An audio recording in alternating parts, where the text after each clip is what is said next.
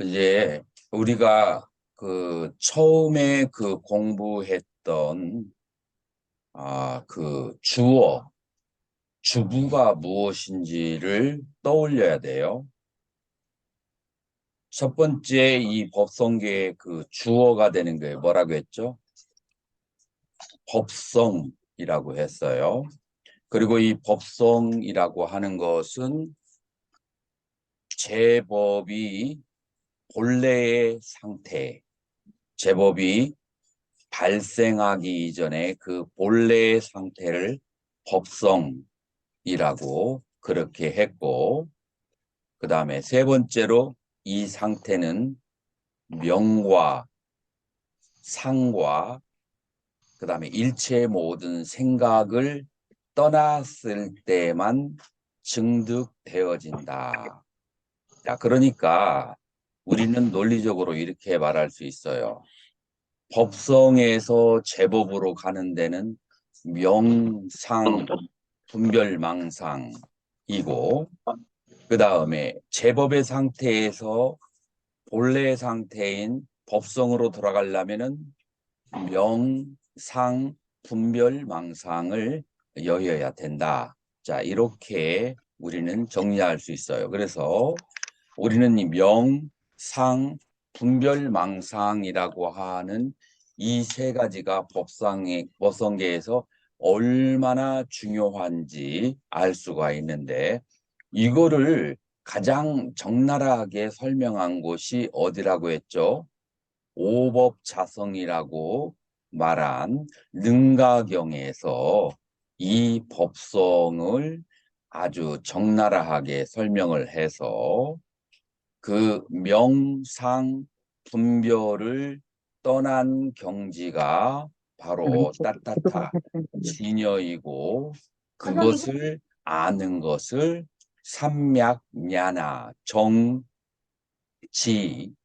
했죠. 그래서 이 세계는 오법으로 이루어진다. 명상 분별이라고 하는 것은 제법의 세계이고, 진여와 그리고 정치는 그거는 법성의 상태이다 라고 우리는 능가경의 핵심과 그리고 이 화엄경 혹은 십지경의 핵심을 그런 식으로 연결시킬 수가 있어요. 자, 그러면은 이 제법으로 펼쳐진 상태를 수행자가 아는 것이 중요할까요? 중요하지 않을까요? 왜냐하면 제법은 분별망상으로 이루어진 것이기 때문에 그거를 많이 알면 알수록 뭐가 흐려져요? 법성이 흐려져요. 그래서 보통 일반적으로 초기 불교의 수행자는 제법에 대해서 아는 것이 그렇게 중요하지 않고 법성으로 돌아가는 것이 중요해요. 물론 이제 제법 가운데에서도 열반으로 돌아가게 하는 제법이 있고, 제법을 크게 둘로 나눌 수 있는데, 사성제 가운데에서 수행의 길이라고 하는 도로서의 제법이 있고, 그리고 제법 가운데는 불별망상으로 이루어진 삼계라고 하는 제법, 이 두 가지가 있게 되는 거죠.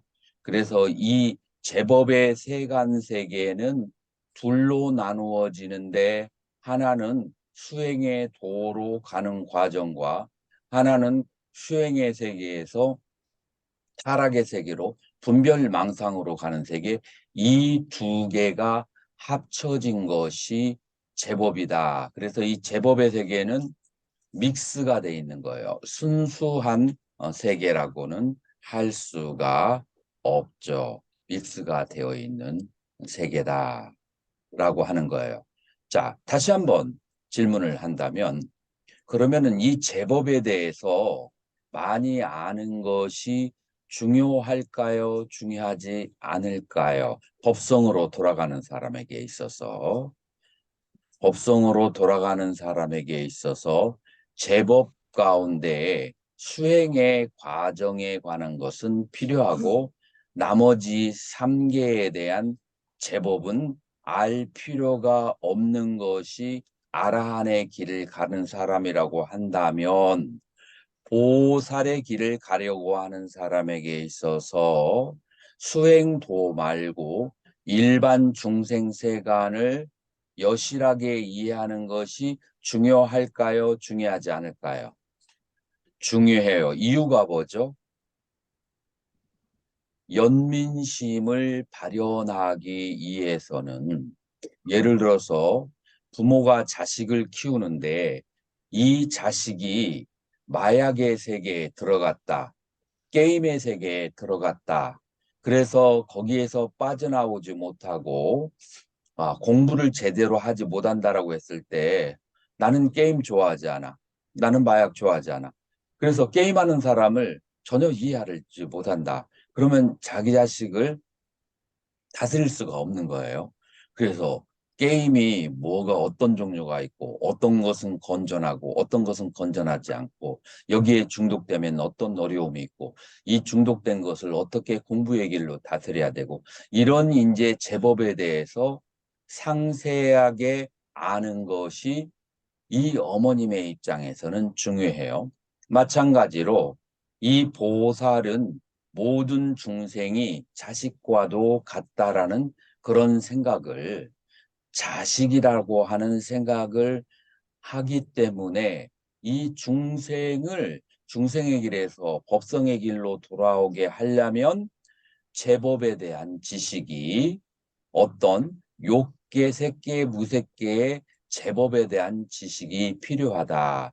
그래서 우리가 율장을 보면 초기 불교의 율장에서는 출가자는 이것도 하지 말고 저것도 하지 말고 저 모든 것을 무슨 뭐 봐주는 거 사주 관상 팔자 뭐 모든 것을 하지 마라. 그것은 비법이다라고 초기 경전에서 얘기하는데 그러나 대승경전에서는 오지보살에게 대놓고 그 모든 초기 경전에서 부정한 모든 일들을 다 아는 것이 중요하다라고 얘기를 한단 말이에요.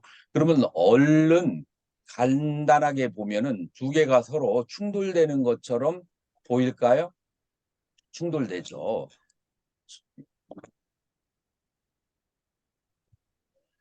두 개가 서로 충동되는 것처럼 보이지만 그 정신에 있어서는 두 개가 동일한 거예요.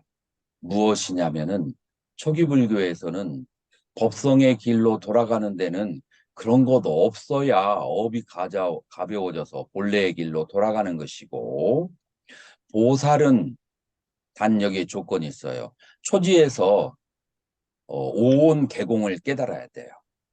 그래야 보살이에요. 온 계공을 깨달은 보살이 그러니까 집착을 하지 않아. 무엇 때문에 세상에 있는 모든 기회와 그 기술을 배운다고요? 중생에 대한 연민심 때문에, 중생에 대한 자비심 때문에 중생을 더 도와주기 위해서 그런 모든 그 초기 경전에서 하지 말라고 하는 기술들을 배우는 거예요. 그렇기 때문에 정신은 똑같아요. 양쪽 다 거기에 대한 집착 때문에 하는 게 아니에요. 그곳에 대한 집착과 그것 때문에 얻으려고 하는 이익과 그런 것들로부터 벗어나는 거죠. 그런데 중생에 대한 그 도와주려고 하는 마음 때문에 이제 그와 같은 것을 하게 되는 거죠. 자, 그래서 이제 이 보살은 이제 무엇을 알아야 되냐? 법성으로 돌아가는 보살은 오직 법성만 알아서는 안 되고 이게 계속해서 소리가 나는데 이쪽 마이크 켜져 있나 보고 이것 좀 꺼주고 지금 하울링이 계속해서 일어나는데 이 원인을 좀 근원을 제거해 봐요. 지금까지 그런 적이 없거든요. 자, 그래서 요거 한번 체크해 보고 마이크 켜져 있으면 이거. 음. 템플 관련 드리고. 음.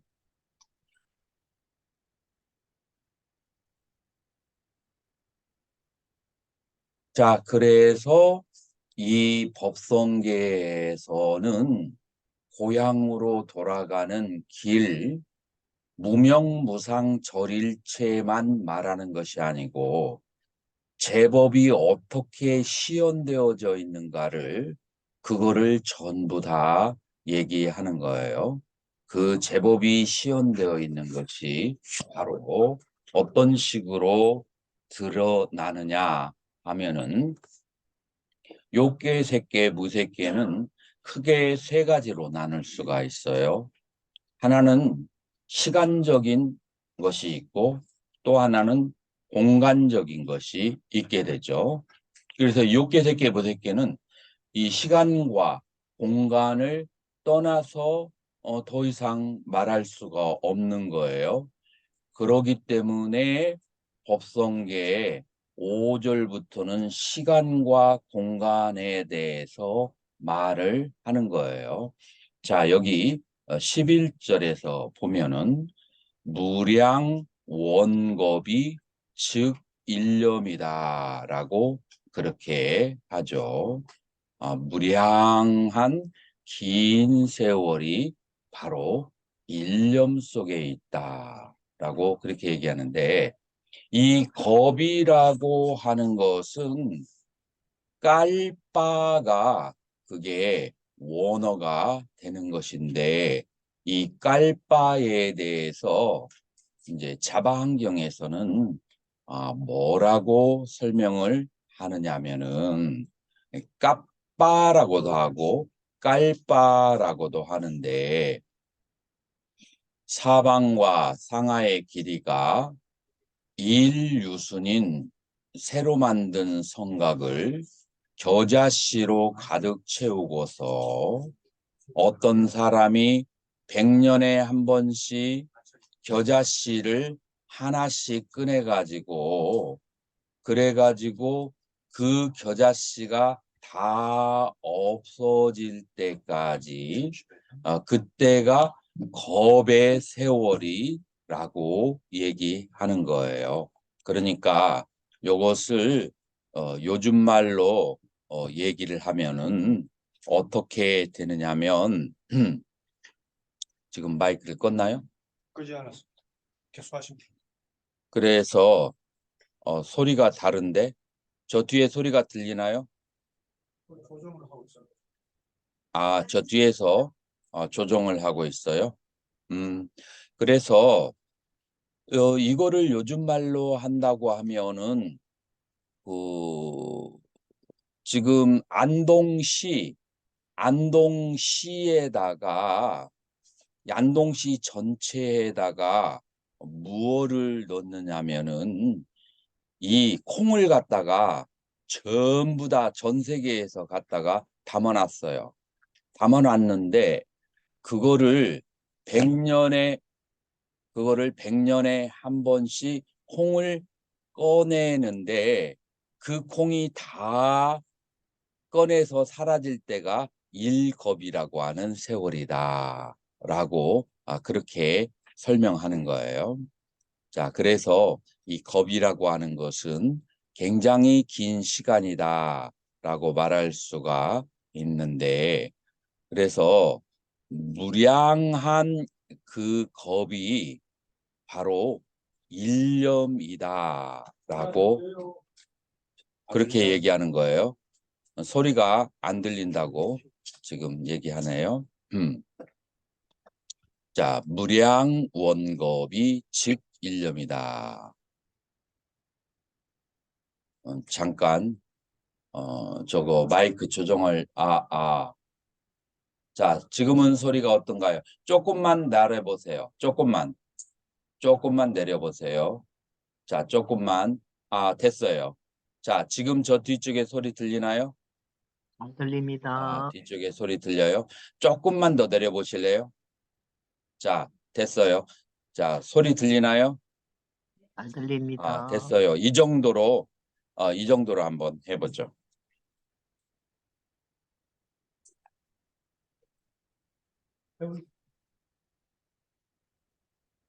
자, 그렇게 해서 지금 훨씬 소리가 좋아요. 됐어요. 이대로 놔두세요.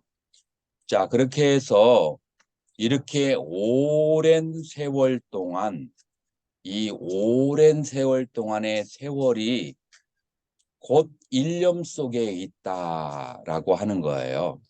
자, 여러분들이 어, 좌선을 하면서 이제 마음이 고요하고 깊어지게 되면은 반드시 일어나는 관문이 두 가지가 있어요. 하나는 내가 전혀 생각하지 않았던 과거가 떠오르기 시작해요. 내가 아주 어렸을 때부터 있었던 일들이. 자, 그런데 어떤 일들이냐면은 마음속에 약간 충격을 주었던 인상 깊었던 일들이 떠올라요. 그래서 그것은 혹은 좋거나 혹은 나쁜 일들이 있을 수 있는데 그러한 것들이 떠오르죠. 자, 그러면은 30년, 50년 전의 일들이 어디에 매여서 있는 거예요? 지금의 한 생각에서 일으키는 거예요.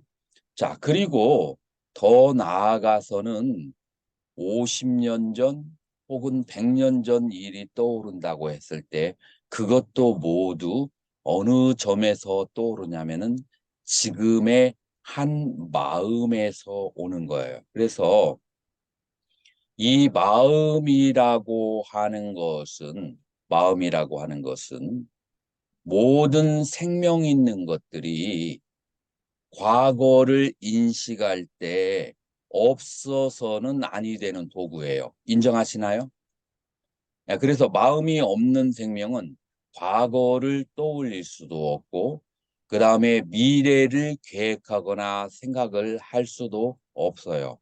그래서 일념의 마음에서부터 무량 원겁이 다 시작되는 거예요.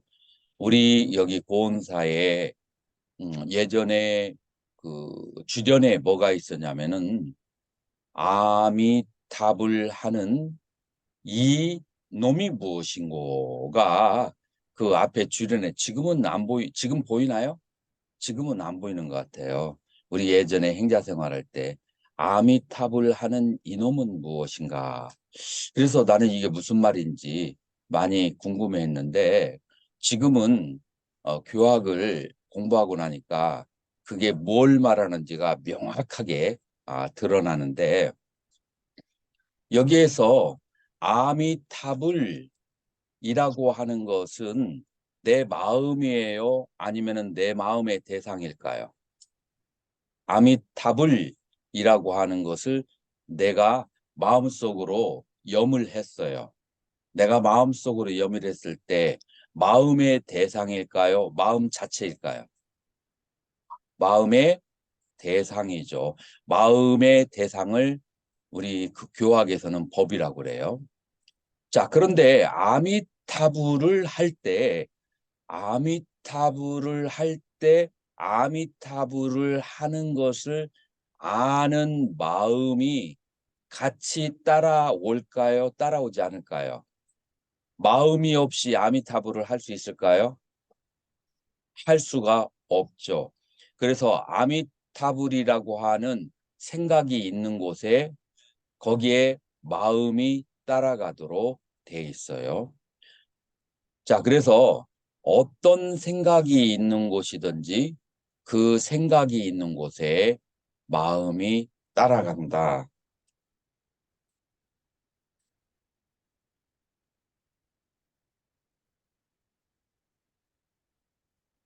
혹시 여러분들의 내 과거 기억에 전화기가 켜져 있으면 하울링이 되는 게 있어요.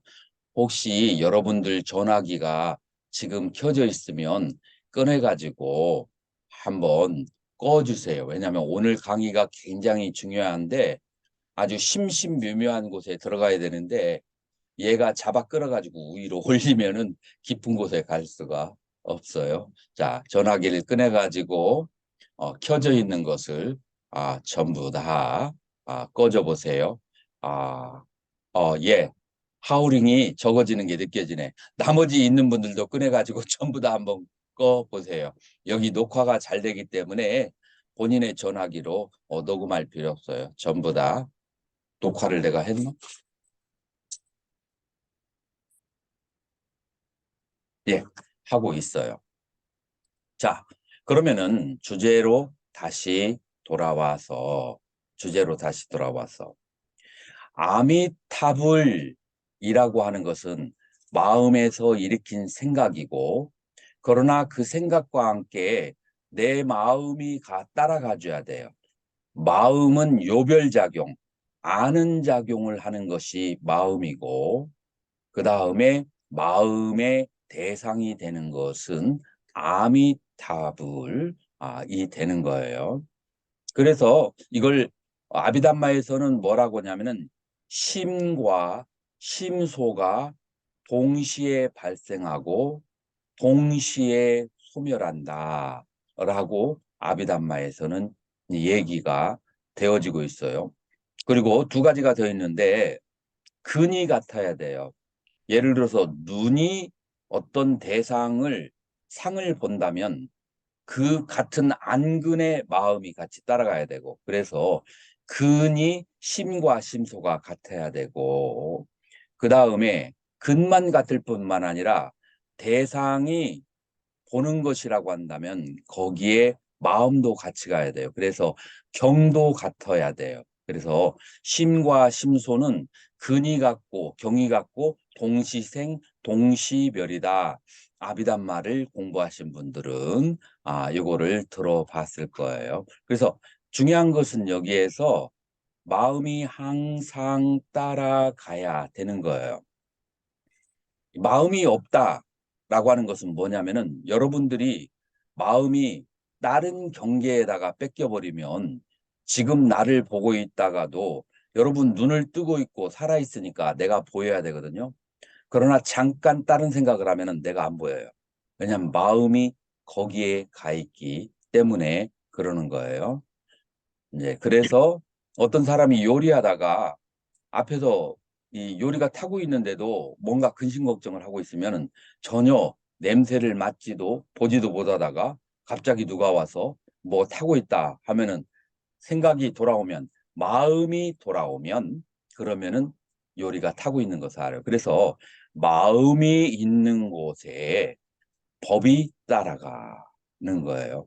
그리고 여러분들의 마음은 24시간 동안 별별 장소로 다 쫓아다니는 거예요. 그래서 여러분들의 마음이 어느 장소를 가든지 그 가는 것을 알아야만을 그것을 수행이라고 그래요. 선의 중심은 뭐냐면은 내 마음을 어디에 가든지 그것을 다 알아차리든지 아니면은 내 마음을 하나의 주제에다가 묶어 놓던지 이 둘 중에 하나를 하는 것이 선의 본질이다라고 할 수 있어요. 자, 선의 본질은 그래서 이걸 다른 말로 해서 심념처와 법념처라고 해요. 마음은 항상 어디에 가. 자, 그래서 여러분들이 아주 아름다운 조카딸을 절에다가 데려다 놓고 이제 관리를 하고 있어요. 또 남자들이 많이 쫓아다녀서 부모님들이 친척인 여러분에게 조카딸 관리 좀 해달라고 해놓고 있어요. 이 조카딸을 관리하려면 둘 중에 하나예요. 방에다가 놓고 그다음에 감시를 하든지 못 나가게 하고 아니면은 나갈 때 같이 쫓아다니든지 둘 중에 하나를 해야 돼요.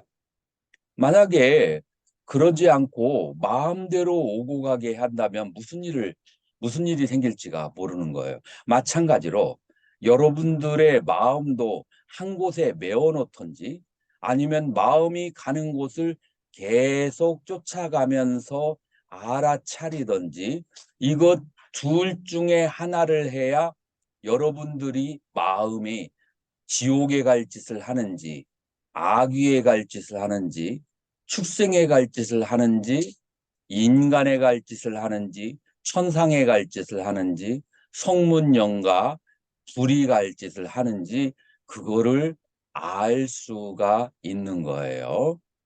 자, 그래서 마음을 한 곳에, 이거 분명히 전하기 때문에 오는 현상인데, 누가 켜져 있는 사람 한번 잘 관리해서 꺼주도록 하세요. 자, 그래서 아유, 내 전화기도 켜져 있으니까 한번 꺼줘야 돼. 이것 때문에 그럴지도 몰라.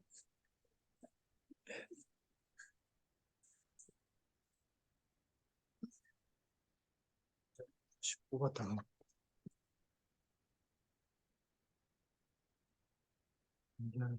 양식에 있습니다. 그런 거 있어도 돼. 됐어. 자, 그래가지고 내가 왜 마음을 이렇게 얘기하는지 지금 여기 주제하고 관련이 되어 있는 거예요. 이 마음 하나로 과거, 현재, 미래와 그 다음에 시간과 공간을 전부 다 다닐 수 있는 것이 여러분들의 마음이 가지고 있는 능력인데, 이 마음이 마음과 마음의 작용 둘로 나누어지게 된다라고 하는 거예요. 그래서 마음의 작용이 가는 곳에 여러분들의 마음이 따라가든지 아니면 여러분들의 마음을 지키든지 하나의 대상에, 그래서 하나의 대상에 묶어놓는 것을 삼매라고 하고요.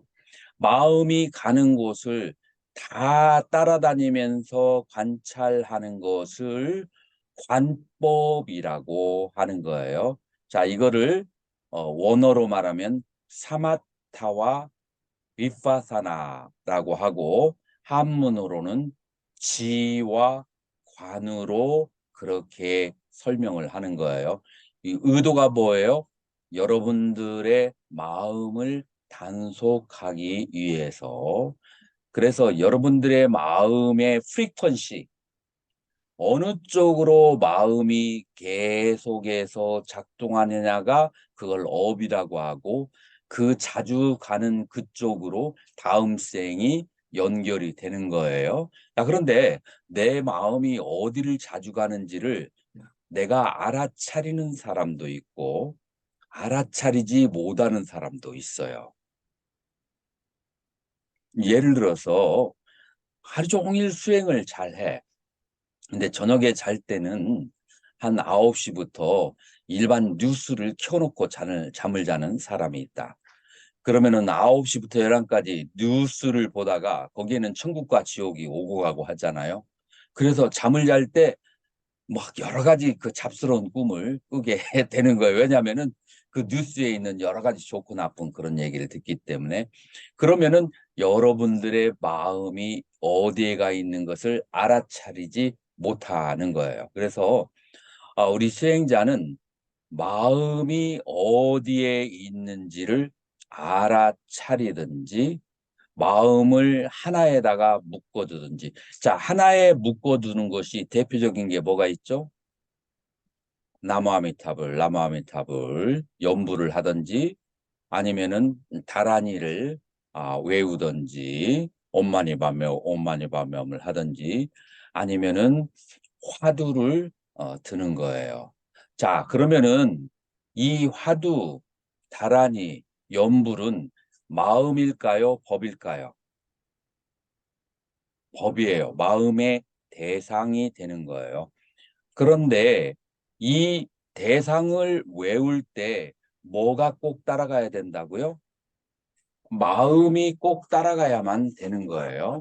그래서 여러분들이 아미타불 하는 이놈이 무엇인고라고 하는 것은, 아미타불을 계속 염하면서 의식이 어느 정도 가라앉으면, 들뜸이 가라앉으면, 들뜸이 있는 상태에서는 내 마음이 안 보여요.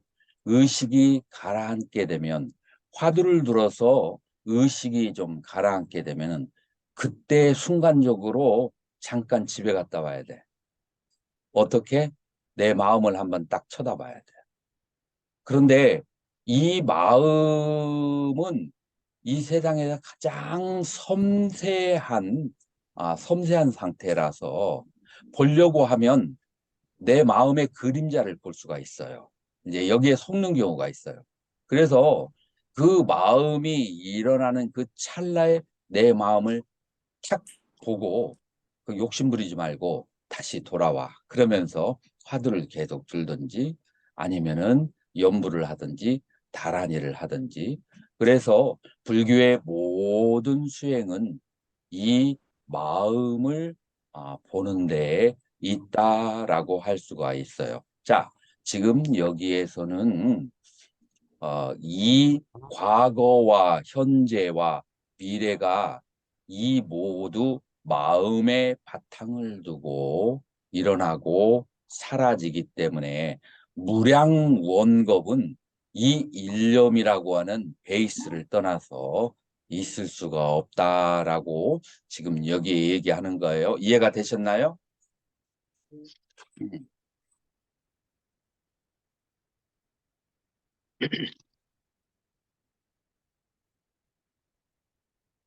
그래서 여기 보현보살 행품에 이제 이렇게 설명이 나왔는데 요거는 참고로 한번 읽어보세요. 왜냐하면은 나는 또 내 나름대로의 스타일로 설명하는 게 있어서 다른 조사 스님들하고 다를 수가 있어. 근데 요거는 이제 참고로 여러분들에게 이제 한 거예요. 입법계품에서 또 이제 일념에 대해서 또 설명을 하고 그 다음에 숙명통과 천안통을 통해서 이 일념으로 과거에 그 다음에 미래에 가는 것은 우리 전 시간에 설명을 해서 여기는 그대로 지나도록 할게요. 그래서 무량 원겁 즉일념 그 다음에 일념의 그 일념이 바로 무량겁이다.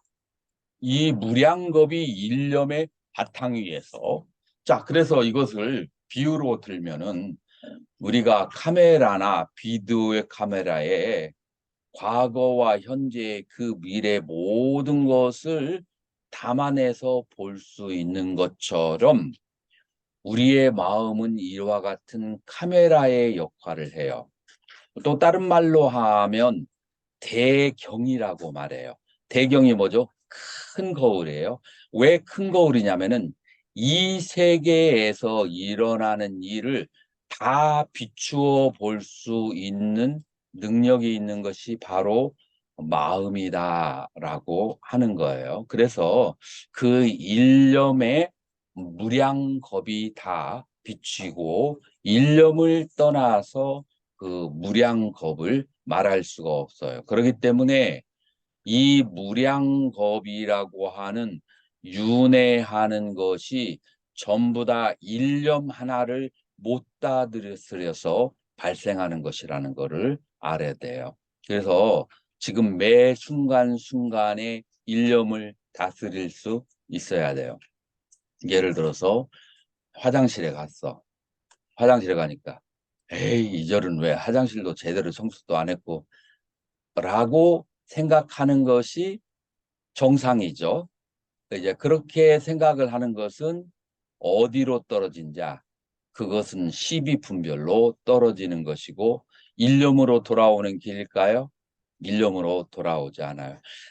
공부를 하지 않은 제가인들은 그런 생각을 할 수가 있어요. 그러나 일념으로 돌아가는 그 수행자는 여러 가지 불편한 생각을 보았을 때 그때 그 생각과 함께 일어나는 일념, 그 마음을 비추어서 봐요. 그래서 이 마음은 좋은 생각과도 같이 일어나지만 나쁜 생각과도 같이 일어나요. 그래서 모든 생각 속에서 이 마음은 같이 일어나요.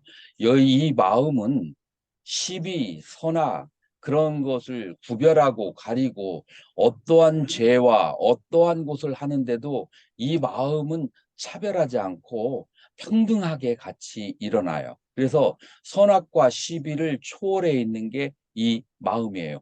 거울이 대상을 비칠 때 좋은 사람, 뭐 나쁜 사람, 이쁜 사람, 미운 사람 가려서 비치나요? 그렇지 않잖아요. 이 마찬가지로 우리의 마음은 좋은 일을 하거나 나쁜 일을 하거나 그때 같이 일어나요. 그래서 역경계를 만났을 때 그 생각과 함께 일어나는 마음을 보도록 해야만 하고, 마찬가지로 좋은 경계가 일어났을 때 남에게 칭찬을 듣고 복이 많이 들어오고 선물을 많이 받고 그래가지고 입이 찢어지도록 기쁘는 상황에서도 그때 그 기쁜 데에서 멈춰버리면 다시 그 기쁜 생각이 기억이 나서 다음에 그 사람이 왔을 때 뭔가를 기대하다가 아무것도 안 가지고 와서 오늘은 아무것도 안 가지고 라고 실망을 하게 되는 거예요. 그렇기 때문에 이 좋은 것을 기억하는 것도 그 순간에는 좋은 것 같지만 오히려 미래에는 안 좋은 것의 원인이 돼요. 그러니까 어디로 가야 돼요? 좋은 생각이 딱 떠올랐을 때 그 생각과 함께 일어나는 마음으로 돌아가야 돼요. 이 마음은 시비가 없고 선악이 없고 차별이 없는 평화로운 그 마음을 보도록 노력해야 돼요. 그러니까 열반이라고 하는 것이 저 멀리 내가 죽고 난 다음에 있는 게 아니라 지금 매 순간순간 작용하는 가운데서 작용하는 마음을 따라 일어나는 비춰주는 그 마음을 보는 것이 그 순간순간이 열반이다라고 할 수가 있어요. 자, 그래서 요 일념 자체가 이 자체를 베이스로 해서 무량겁이 다 발생하게 되는 거예요. 그래서 이 일념을 보는 것이 중요하다라고 하는 거예요. 자, 그러면 9세, 10세 호상, 즉 이것에 대한 해석이 조금 각각 달라요. 이것에 대한 해석이 각각 다른데 일단은 그래서 화엄경에서 이세간품에서는 9세와 10사를 뭐라고 얘기를 하느냐면 과거의 과거, 현재, 미래 3세가 되죠.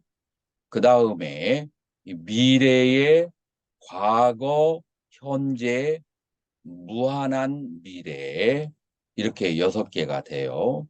그 다음에 현재의 과거, 미래, 그 다음에 현재. 그래서 이 현재의 현재를 이게 한문의 특징이에요. 현재의 현재를 평등이라고 적었어요. 그러면 갑자기 평등이 나오니까 우리는 평등이라는 말에 이끌려 가거든요. 무슨 평등을 말할까?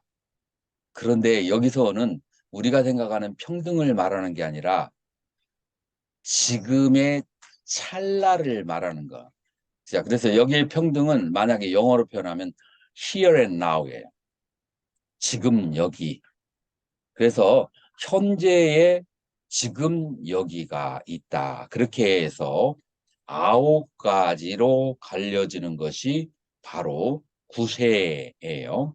자, 그러면 10세라고 얘기하는 것은 무엇인가 하면은 자, 10세에 대해서 우리가 전통 우리 조사 스님들이 말씀하신 것을 한번 보자고요. 청량진관 스님, 청량진관 스님은 어떻게 구세를 얘기했냐면 아까 그 화엄경에서 말하는 거와 동일하게 그렇게 얘기를 하는 거예요. 자, 그리고 이제 10세와 9세에 대해서는 뭐라고 말씀하시냐면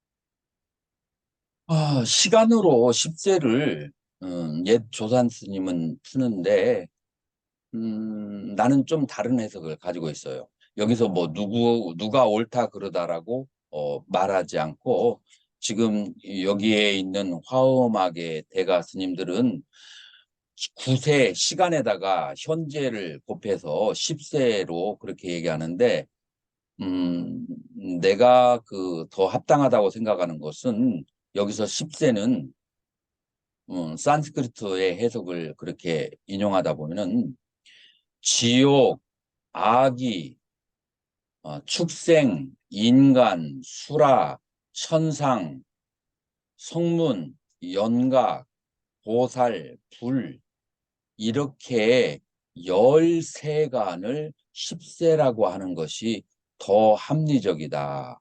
그래서 9세와 10세가 호상직이라고 할 때 시간과 시간이 그 9개의 시간이 호상직이라고 하면은 그냥 그거는 그 반복이지 새로운 얘기를 하는 것이 아니에요. 그래서 좀 합리적이지 않은 것 같아서 내가 이렇게 해석을 하는데 여러분들은 과거에 그 분들의 해석이 좋으면 그걸 따라가도 말리지 않을게요. 그래서 그 10세는 그러니까 뭐가 되느냐면은 내가 지금 현재 인간 세계에 있으면서 지옥에 있는 중생과 성문연각 보살 불의 세계를 내가 알 수가 있는 거예요. 그것도 어떻게 하느냐면은 지금 현재에서 성문연각이나 아니면은 지옥아기들의 전생을 아는 거예요. 그러니까 나의 지금 현재가 과거에 따른 그 계를 아는 거죠. 그래서 시간과 공간에 걸림이 없이 모든 것을 다 아는 상태가 9세, 10세 호상직이다라고 나는 그런 식으로 얘기를 해요. 그게 이제 산스크리트 십지경을 번역해 보면은 그 십지보살의 냐냐라고 하는 지혜가 시간과 공간과 십계를 초월한다라고 하는 그 내용에 의거해서 이제 저는 그렇게 해석을 하는 거예요. 자, 그래서 이제 팔시파엄이나 이제 장자나 석대승론에서 얘기하는 것은 그 공통적으로 뭐라고 말할 수가 있느냐면은 이 세상이라고 하는 것은 꿈과 같아서 한번 깨우고 나니까 그 모든 있었던 일이 바로 사라졌다. 그래서 9세, 10세 호상즈이라고 그렇게 얘기를 하는데 제가 지금 설명한 것이 조금 합리적일 수 있어요. 나중에 여기에 대해서 질문이 있다면 나중에 질문을 받도록 하겠습니다. 그래서 능가경 7장, 능가경의 7장에 이러한 구절이 나와요. 대해여 사람이 꿈에서 강을 건너기 위해서 애쓰다가 여러분들 그런 기억이 있을 거예요. 뭐 강을 건너기도 하고 기차를 타려고 막 열심히 달리기도 하고 그 외에 뭐 여러 가지 산속에서 헤매기도 하고 뭐 일생에 한 번 정도는 그런 꿈을 꿨어요. 막 강을 건너려고 해서 거의 다 건너려고 하는데 딱 꿈에서 깼어. 그러면 나머지 못 건넌 강을 더 건너야 될까요? 안 건너야 될까요? 나머지 못 건넌 강을 다시 건너려고 애쓸 필요가 없죠. 왜냐하면 꿈에서 깨어나기 때문에. 자, 뭐 이런 거와 마찬가지로 수행자가 깨달음을 얻기를 위해서 애를 쓰다가 그러다가 그 수행자가 마음의 본성을 딱 보게 되면 그러면은 더 이상 수행을 해야 된다거나 하지 않아야 된다라고 하는 것을 말할 수가 없어요. 왜냐하면은 마음의 그 본성으로 돌아가면 이 시간과 공간이 다 무엇의 그림자라고 했죠? 생각으로 쫓아서 나온 것이기 때문에 마음의 본성에는 생각이 붙을 자리가 없죠. 그러니까 시간과 공간이 딱 멈추게 되죠. 이 멈춘 상태에서 수행을 해야 되는가, 수행을 하지 않아야 되는가라고 하는 것이 그것이 많은 여러 돈수, 도노 점수하는 데 있어서 문제가 돼 있었죠. 그런데 이제 여기에서 뭐라고 말을 할 수가 있느냐면은 이 선종에서는 깨달음을 뭐라고 말하느냐면 꿈에서 깨어나는 것으로 비유해요. 그래서 꿈에서 깨고 나면은 일초직입 열애지라서 더 이상 닦을 것이 없다라고 하는 것이 도노돈수를 주장하는 그런 이제 가르침이죠. 그런데 이제 여기 능가경의 가르침을 따라서 보면 꿈에서 강을 건너서 저 언덕에 가려고 돌아가는 사람이 꿈에서 깨어나면 더 이상 노력할 필요가 없는 것은 맞아요. 이럴 측면에서 본다면 깨달음을 얻은 사람은 더 이상 수행할 것이 없어요. 근데 꿈에서 깨어난 것이 꿈에서 깨어나서 다른 꿈으로 들어간 것인지 꿈에서 진짜로 깨어났는지를 무엇으로 알 수 있느냐라고 하는 것이죠. 그래서 도노돈수와 도노점수가 여기에서 갈라지는데 꿈에서 진짜로 깨어났으면 도노돈수지만 이 꿈에서 깨어나서 다른 꿈으로 들어갔으면 그건 점수가 필요하다라고 이제 능가경의 가르침을 따라서 우리는 얘기를 할 수가 있는 거죠. 그러면 꿈에서 깨어났는지 다른 꿈을 꾸고 있는지를 무엇을 통해서 우리는 알 수 있을까요? 여기서 중요한 게 있어요. 인간의 마음은, 인간의 의식은 지향성을 가지고 있다. 여기서 지향성은 뭐냐면은 마음이 어떠한 대상에 대해서 대상을 향해 있다는 거예요. 자, 지금 여러분들의 마음은 어느 대상을 향해 있죠?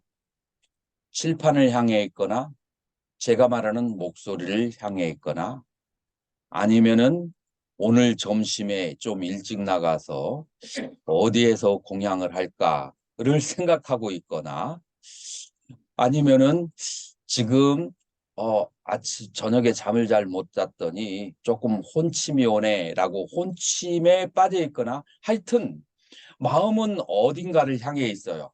스님, 요거 배터리 좀 바꿔줘요. 이 배터리가 원흉인 것 같아. 그래서 이 마음은 어딘가를 향해 있는 것을 뭐라고 하느냐면 전문용어로 지향성이라고 그렇게 해요. 마음은 어디를 향해 있어요. 그런데 이것은 생시에서만 지향성이 있는 것이 아니고 언제에도 지향성이 있다고요?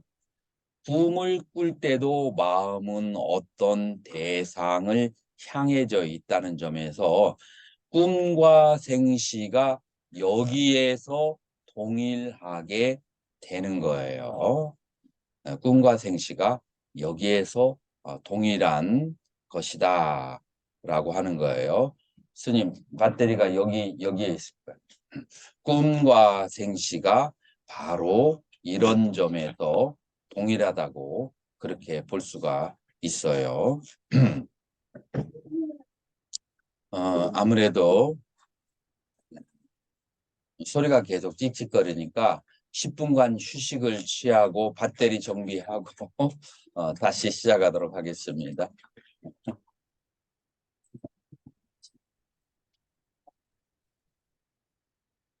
보시죠.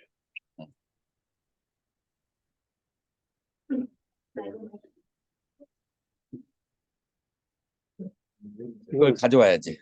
도장찍이. 어디 였다는데요? 거기 있지. 네, 그 그 자리에 자리에. 그럼 인수가 가져올까요? 응.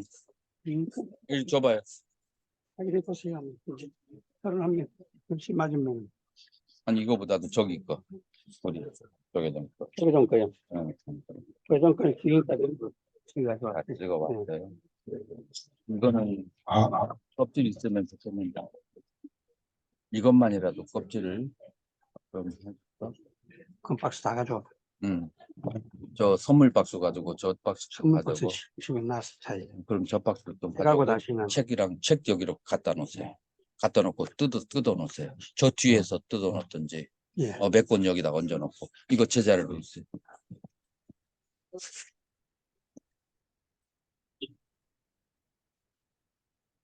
이게 조계종. 조계종은 가져오세요. 그 비닐까지. 가족 이 마이크를 안 커도 기본적으로 소음이 좀 있네요. 소음이 있는데 그거보다도 더 많이 있었는데 지금 내가 가만히 생각하니까 과거 경험에 이게 떨어질 때 그 찌직거리는 소리가 더 나더라고. 아, 그래. 스님은 어디가 그리 아팠어? 아 얼굴이 균이 좀 있어 보네. 저거를 먹어야 돼. 그거 뭐야? 프로폴리스. 도서관에 가서. 피곤해서 그렇습니다. 아니야, 세균성이 좀 있어. 프로폴리스를 목에다가 지금 쉬는 시간에 가서 그 탁자에 올려놨거든. 그거 목에다 몇 방울 떨어뜨리고. 저또 우리 오늘 바로 일정이 예, 있어가지고 예, 오늘 가면 11시에 예. 끝나면 바로 수료식 부터 바로 가요. 아니야, 수료식은 이거는 받아가지고 수료식이 왜 수료식이 중요한 식이 하는 게 아니라 이거 저거 찍는 거야. 저 뭐지 사진 찍는 거. 사진 안 찍으면 아무 소용 없어. 그래서 그 전에 찍지 않습니까? 입수식 할 때. 매일 찍는 거야. 그래서 매일 찍는 것을 교육을 해서 체크를 하는 거야. 어, 한 번만이 아니야. 지금 나한테 이런 거 말 시키면 안 돼. 네.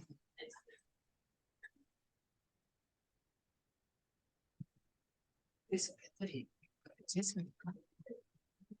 그런데도 여기서 소리가 나 나요. 시간 좀 주라. 네네.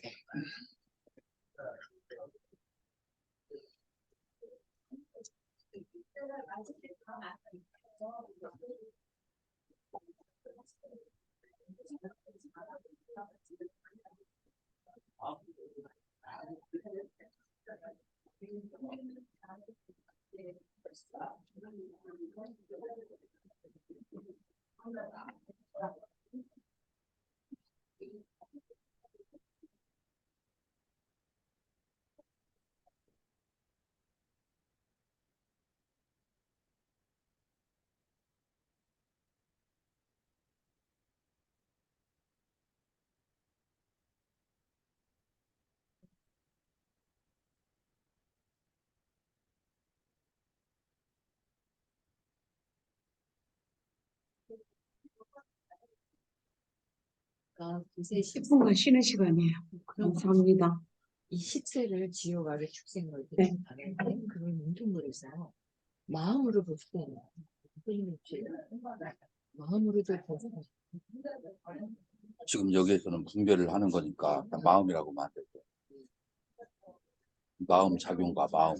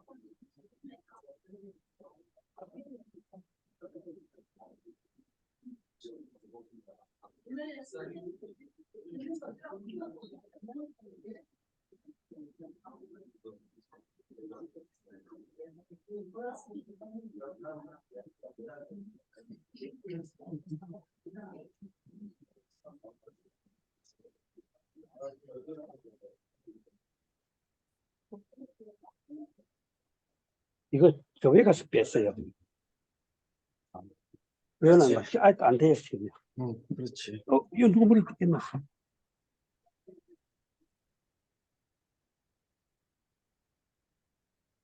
그쪽. 그 다음에 책도 여 위에다가 좀 갖다 놓고 책을 이 앞에다 놓고 하나씩 가져가라고 공지 써. 여기 부분이 이분이 있으니까. 응? 여기 부분이 있으니까. 많이 설치하는데 이거는 찾아야 돼. 찾아가지고 저기 나머지 온라인 빼보고, 예, 여기 그 껍질을 가져왔어? 껍질 하나 갔습니다. 뭐가 있는데? 껍질 내려놓거든요. 하나씩 봤으니까. 그냥 뭐 나도 이렇게 똑같이 해야지. 이런 주제는 안 되는 얘기. 스님 수료증을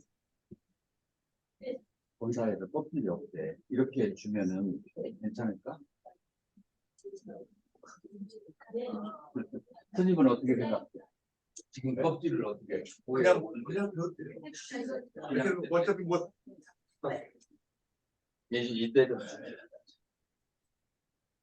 그냥 받아도 됩니다.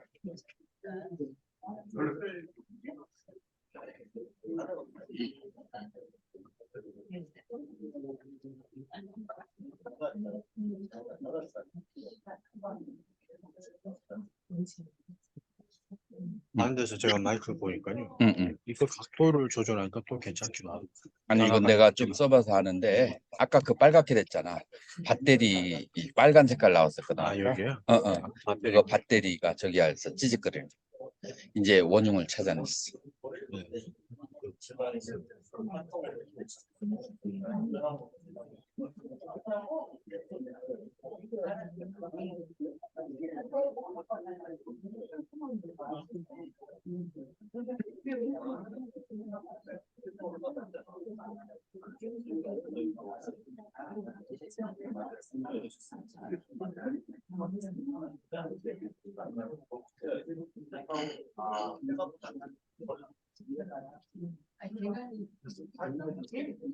자, 모두 자리해 주세요.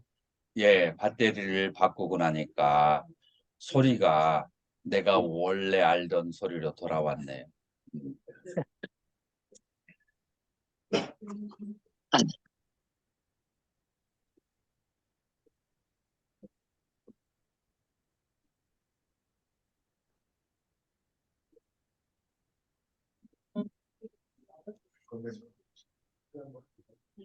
사실은 아까 이제 7교시에 그거 끝내고 다른 주제로 넘어가려고 했는데 내 마음속에서 문득 드는 생각이 지금 배터리가 이렇게 질질 끄는 것이 양을 많이 하려고 할 것이 아니라 하나의 주제라도 명확히 짚고 넘어가는 게 좋다.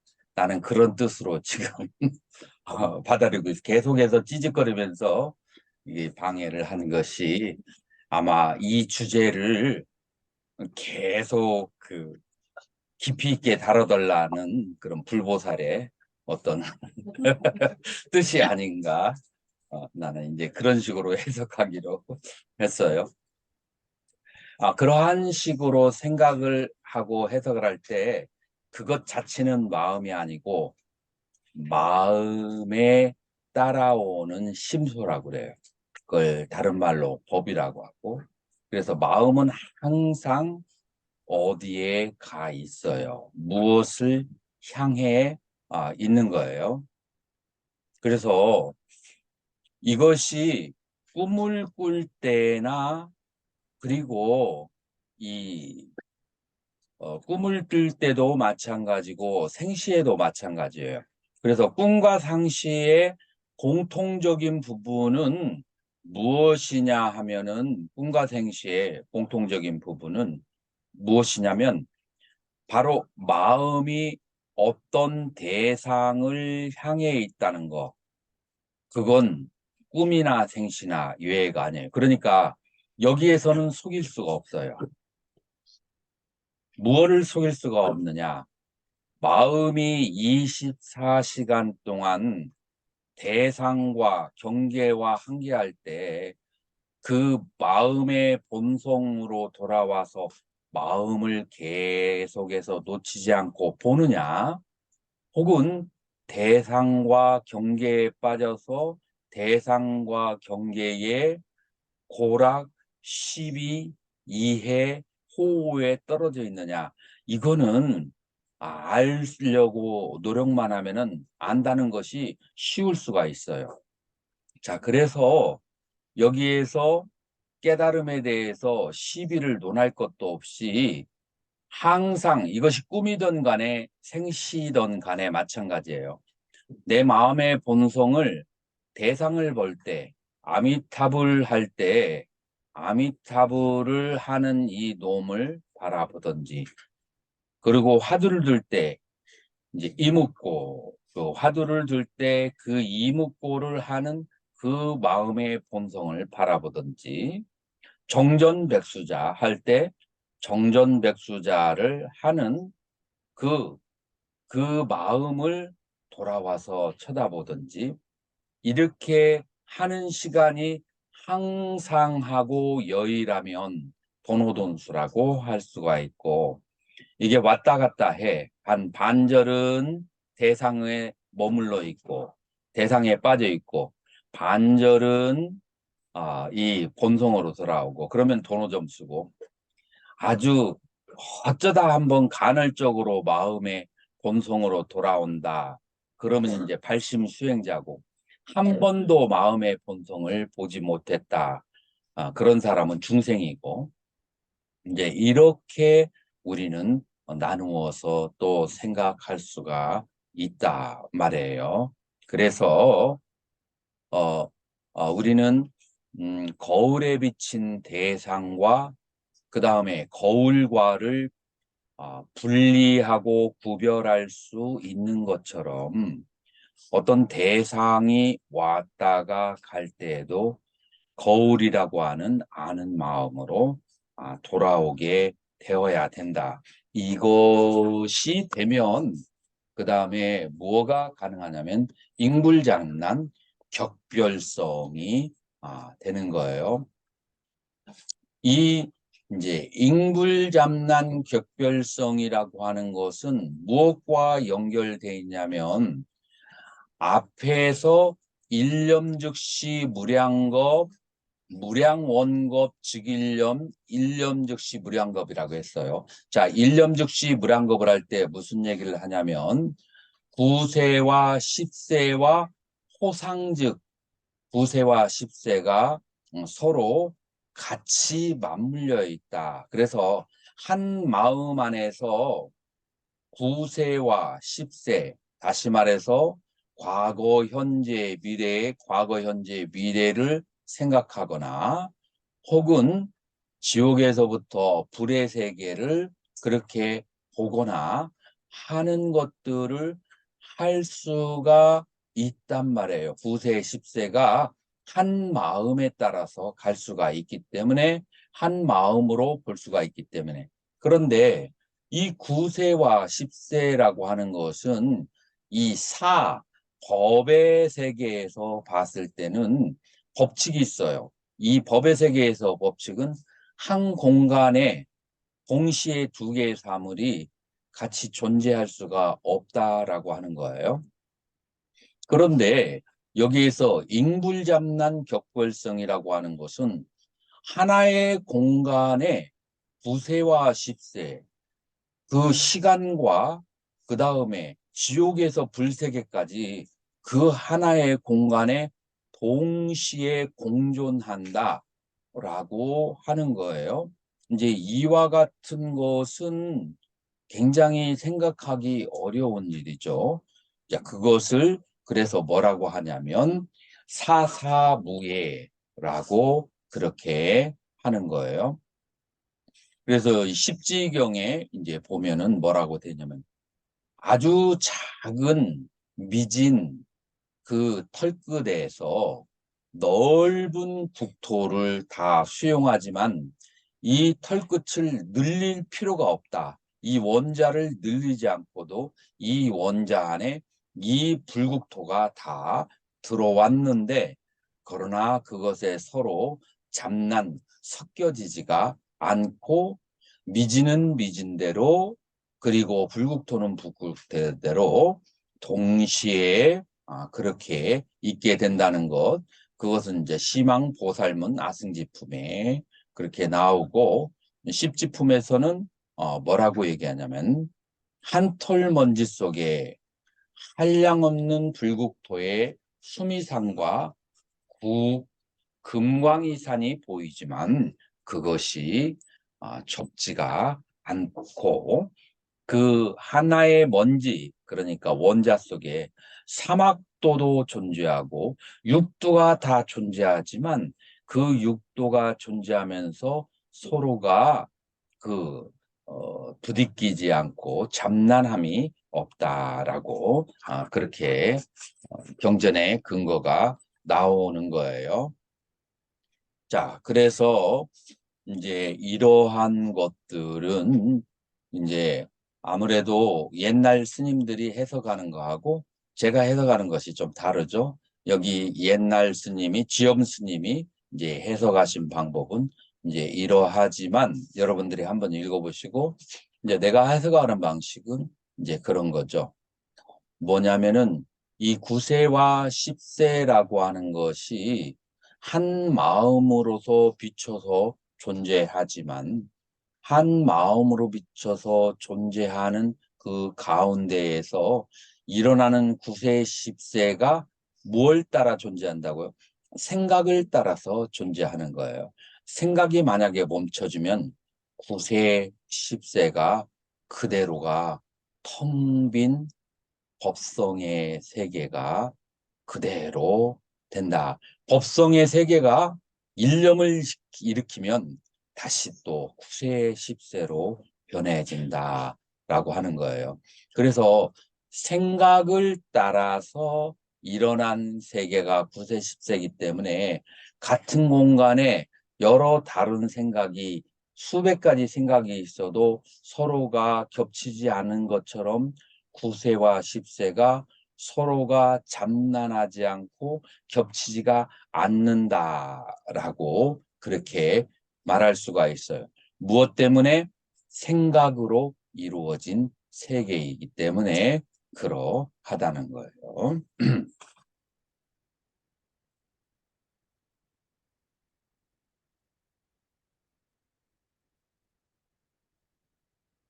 자, 그래서 초발심시 변정각 생사열반 상공화. 스님 와가지고 여기 사진 한번 찍어주세요. 온라인 하는 사람 그 얼굴 다 비춰주세요. 사진 지금 찍을 시간이니까.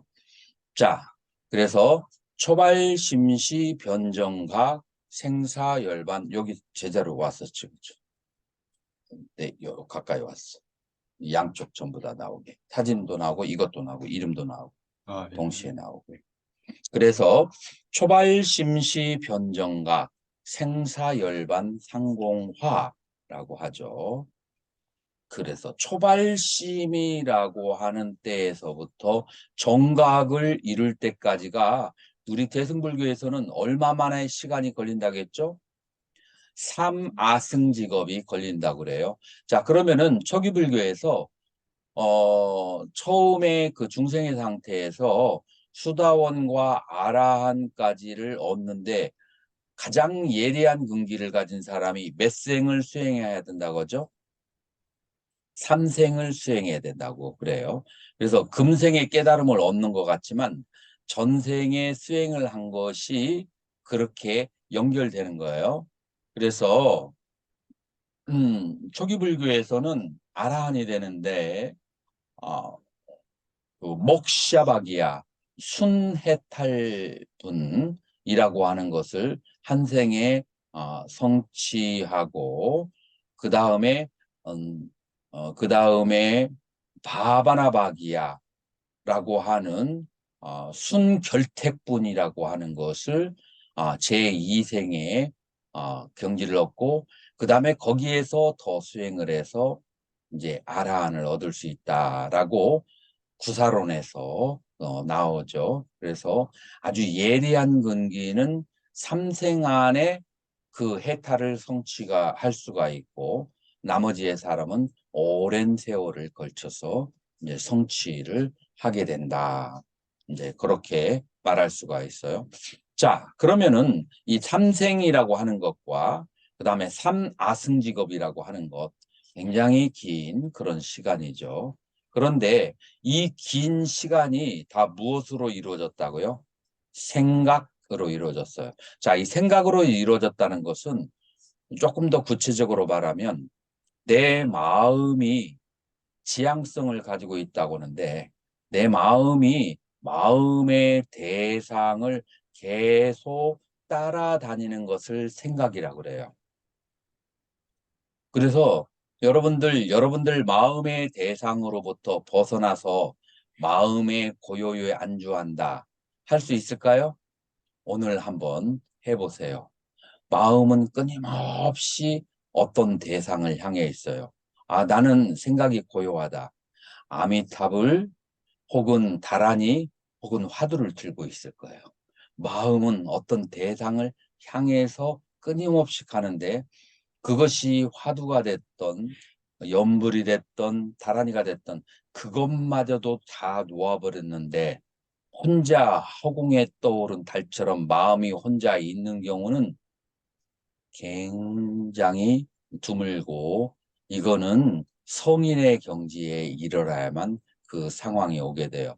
여러분들이 오늘 발심해서 노력을 해서 그 경지를 성취하면 그러면은 정말 잘하시는 거예요. 그래서 이 마음은 대상을 향해 있는데 대상으로부터 자유로운 그런 마음과 함께 하나가 되어서 있을 때 이때 이 초발심의 상태는 바로 변정각의 상태하고 바로 동일한 시간이 되는 건데 만약 여러분들이 마음이 대상에서 계속 끄달려 가고 대상을 향해 있으면 초발심과 정각에는 시간이 이제 거기에서부터 벌어지기 시작하는 거예요. 그래서 시간은 객관적이 아니고 주관적이다. 요즘 양자역학에서 그 시간이 가지고 있는 주관성을 양자역학 이전에 이제 상대성 원리와 특수 상대성 원리로 아인슈타인이 벌써 과학적으로 어느 정도 밝혀냈죠. 이제 그래서 이제 이 초발심시 변정각이 바로 그러한 원리에서 이루어진 거예요. 자, 거기까지는 좋았는데 생사열반과 생사와 열반이 항상 공존하고 있다. 그러니까 이 말은 무슨 말이냐면은 여러분 속에 열반이 있고 생사가 있고 동시에 공존하고 있다는 거예요. 그게 너무나 이치적이지 않은 것 같죠. 자, 이것을 어떻게 우리가 말할 수 있냐면, 여러분들의 마음의 본성, 모든 것을 알고 보고 듣고 하는 것을 열반이라고 한다면, 마음이 향해 있는 지향적인 대상들은 생사가 되는 거예요. 그래서 여러분들의 마음과 여러분들이 마음의 대상들을 향해서 가는 끊임없이 생멸하는 것, 이것이 동시에 공존하고 있다는 것이 바로 무엇이냐면은 생사열반 상공화가 되는 거예요.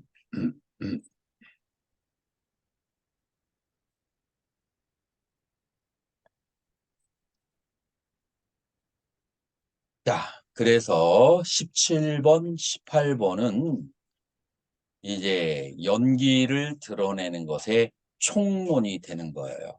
연기를 드러냈다라고 하는 것은 본성에서 제법으로 벌어진 세계를 드러났다라고 하는 거예요. 그것을 5절에서 18절까지 우리가 공부를 한 거죠. 자, 그래서 이 17과 18에서는 이사 명연 무분별 10을 보현 대인경이라고 그렇게 말을 하죠. 이사가 명연해서 분별을 할 수가 없다라고 했을 때 여러분들은 이 리가 무엇이고 사가 무엇인지를 알아야 돼요.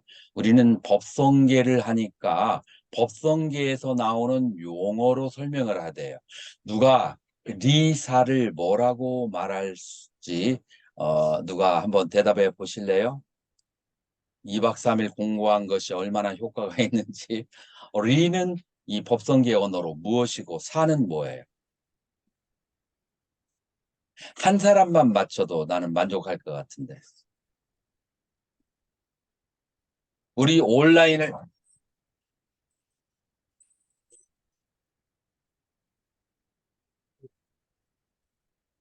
고사님이 가까우니까 고사님 지금 전화기 켜져 있죠?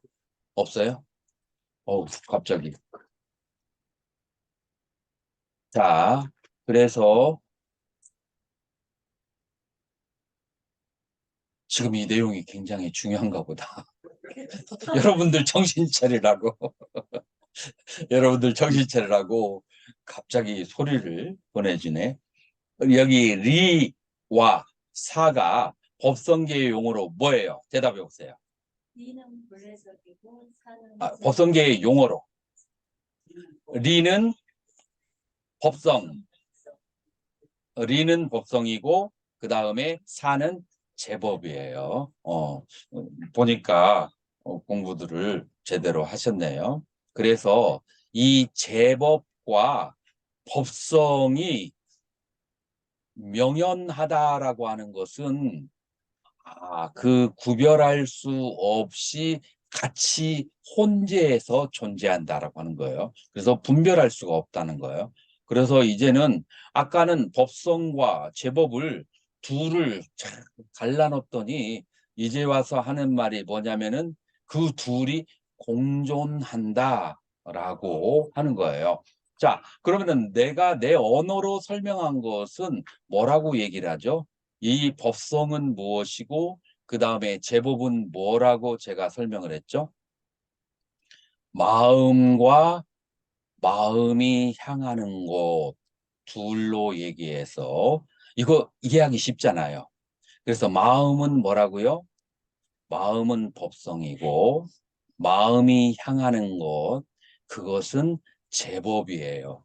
그런데 이 마음과 마음이 향하는 제법은 동시생하고 동시멸한다고 했잖아요. 동시에 같이 일어나 마치 거울에 비친 꽃병처럼 거울에 비친 연필처럼 동시에 존재하고 있어요.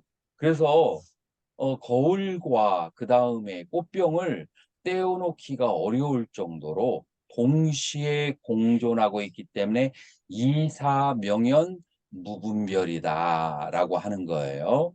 뭐 어떤 사람은 내가 너무 쉬운 말로 얘기하니까 의심을 할 수도 있는데 의심하지 않아도 괜찮아요. 여기서 말하는 리와 사는 법성과 제법으로 말할 수가 있고, 법성과 제법은 여러분들의 마음의 본성과 마음이 향하는 여러 가지의 경계를 말하는 거예요. 이것이 무분별하다는 것은 여러분들이 지금 제 설명을 들으면 이해할 수가 있잖아요. 그래서 이사명연 무분별, 이러한 상태가 시불 보현 대인경이다. 어떠한 상태가 이사가 명연에서 무분별할 정도로 동시생 동시멸하는 것을 안다면 그 아는 상태가 시불과 보현보살의 대인경이다라고 하는 거예요. 자, 그러면 시불이 무엇인지 한번 이렇게 봐야 되는데, 시불이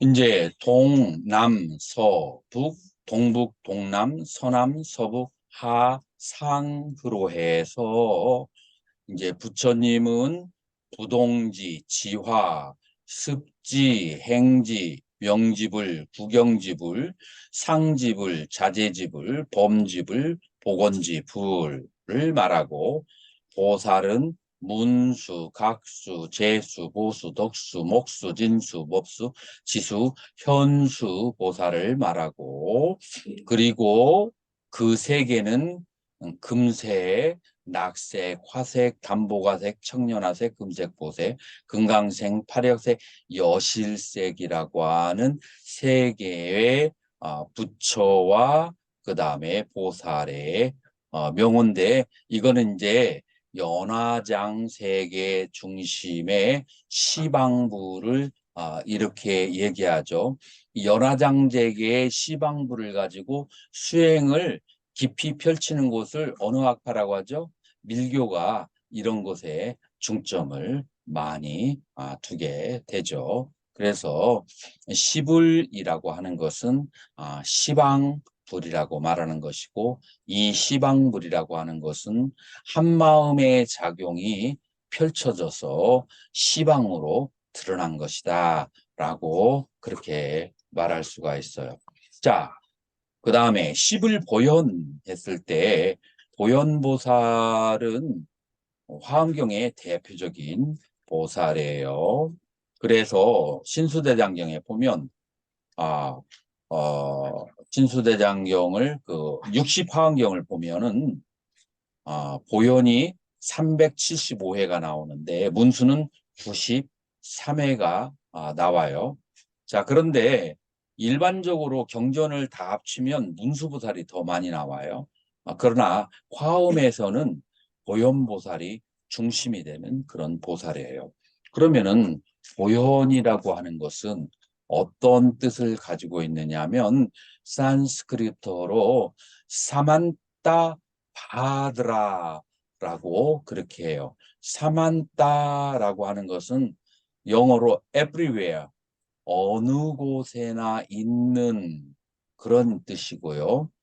바드라라고 하는 것은 길상스러운, 상서로운 그런 뜻이에요. 그래서 어디에나 계신 상서롭고 길상스러운 분, 이것이 바로 한글의 뜻이라고 그렇게 얘기할 수가 있어요. 자, 이제 이 보현보살의 특징은 다른 보살들하고 조금 달라요. 미륵보살은 일생보처로서 도솔천에 있고, 관세음보살은 아미타불의 좌보처로서 극락정토에 있고, 문수보살은 오대산 청량사에 계신다고 하는데, 보현보살은 장소가 없어. 그래서 사만따 받으라예요. 사만따, everywhere. 어느 곳에나 있는 그런 성인이 바로 보현보살이다. 자, 그렇게 보았을 때 지금 여기서 말하는 그 보현보살은 무엇을 말하느냐 하면 바로 법성의 화연인 제법의 세계를 다 관장하고 있는 그 매개체로서 보현보살을 우리가 이해할 수가 있는 거예요. 자, 그래서 보현보살은 10가지 행원이 있는 거, 보현의 10대 행원, 여러분들 잘 아시죠? 그래서 10대 행원에서 1부터 8번까지는 내가 불보살님들에게 어떤 식으로 하겠습니까? 라고 말하는 것이고 9번부터 10번까지는 중생들에게 어떻게 하겠습니다. 라고 하는데 그게 두 가지가 돼요. 하나는 어떤 중생을 내 자식처럼 여길 뿐만 아니라 부처님처럼 그렇게 중생들을 위하겠습니다. 라고 하는 것 하나 가지고 두 번째 것은 뭐냐면은 제가 지금까지 수행을 하면서 쌓은 공덕들을 중생에게 회향하겠습니다. 라고 하는 거죠. 그래서 중생에게 회향을 한다. 라고 얘기했을 때 그 보살이 그 주변 사람들하고 돈 가지고 싸우는 것은 중생에게 회양한다라고 하는 의미하고는 뭐 그것 자체가 나쁜 것은 아니지만 그러나 보살이라고 하는 그런 위치에서 봤을 때는 그냥 중생에게 회양한다라고 그렇게 생각해서 그러니 이제 물질 시대니까 물질 때문에 주변 사람들에게 다툴 일은 없을 거예요. 이것을 중생에게 회양한다라고 그렇게 생각하면 자 그래서 이 10가지의 그 행원을 하는 거 그것이 바로 보현보살의 원력이고 화엄경 혹은 십증에 있어서 대표적인 그런 발언이 보현 행원이다 라고 그렇게 말할 수가 있죠. 자 이렇게 해서 우리가 5번부터 그리고 18번까지의 이제 자리행에 대해서 이제 우리가 공부를 그렇게 했어요. 자, 1번부터 4번까지는 우리는 그 법성의 세계에 대해서 법성은 무엇이다 라고 하는 것, 제법은 무엇이다, 그 다음에 제법에서 법성으로 가는 도는 무명무상 절일제망상이다. 그 다음에 그것은 증지소지비여경이다. 라고 해서 법성의 상태를 그렇게 얘기했다면 법성에서 제법으로 표현되어진 인연과 연기의 세계를 우리는 18번까지 그렇게 얘기를 했죠. 그래서 이 십을보현 대행경이라고 하는 것은 어떤 의미를 가지고 있느냐면 이 십불과 그 다음에 보현보살의 행원이라고 하는 것이 어디에서부터 발현됐느냐 이 불성이라고 하고 그 다음에 법성이라고 하는 거 동일한 말이에요. 여기에서부터 발현된 것이에요. 여기에서부터 발현돼서 시간과 공간이 9세, 10세로 나뉘게 되는 것이죠. 9세, 10세로 나뉘되 9세, 10세로 나눠지는 것은 그것은 무엇에 바탕을 두냐면 그것은 바로 한 마음의 바탕을 두는 것이다 라고 하는 것이에요. 그래서 여기에서는 이제 세속과 초월과 진리와 현상이 바로 법성과 제법으로 그렇게 동시에 이사가 명연한 상태에서 상즉하고 상입한다라고 하는 것을 가르친 것이 바로 18번까지의 자리행위다라고 말할 수가 있어요. 그래서 저는 이번 강의는 이 정도에서 마무리를 지으려고 해요. 자, 그렇게 해서 여러분들이 지금까지 공부한 내용 가운데에서 의문사항이 있거나 질문사항이 있으시면 여러분들 말씀해 주세요. 자, 질문 받겠습니다.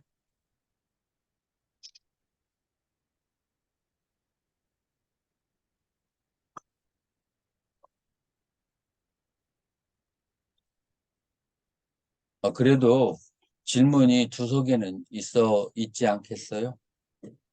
너무나 강의가 너무나 명료해서 질문할 거리가 전혀 없다 이런 말씀을 하시고 싶은가요? 여러분들 대중의 의견이 그러하다면 제가 겸허하게 받아들이겠습니다.